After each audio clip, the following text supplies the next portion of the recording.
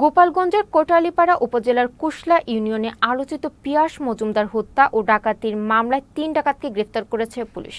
গ্রেফতারকৃতদের মধ্যে সামিউল শেখ ও মোহাম্মদ মুর্শেদ উর্ফে কামাল শুক্রবার আদালতে স্বীকারোক্তিমূলক জবানবন্দি দিয়েছেন। শনিবার বিকেলে পুলিশ সুপার মোহাম্মদ মিজানুর রহমান তার কার্যালয়ে এক সংবাদ সম্মেলনে এসব তথ্য জানান। সংবাদ সম্মেলনে পুলিশ সুপার জানান, ১১ মার্চ হত্যা ও ডাকাতির ঘটনায় নিহত পিয়াসের বাবা পল মজুমদার খোকন বাদী হয়ে কোটালীপাড়া থানায় একটি মামলা দায়ের করেন। ১২ মার্চ নিজ বাড়ি থেকে সামিউল শেখকে ও বাগেরহাট জেলা থেকে মোহাম্মদ মুর্শেদ উর্ফে কামালকে গ্রেফতার করা হয়। এছাড়া গোপালগঞ্জ শহর থেকে শওকত ভূঁইয়াকে গ্রেফতার করে শনিবার আদালতে হাজির করা হয়। গতকাল সন্ধ্যার পরে আমরা এই মামলা ঘটনায় জড়িত একজন শওকত ভূঁইয়া নামে একজন গ্রেপ্তার করি। তার নিকট থেকে আমরা 22,000 টাকা উদ্ধার করি। মোট এই ঘটনায় 24,100 টাকা উদ্ধার আছে।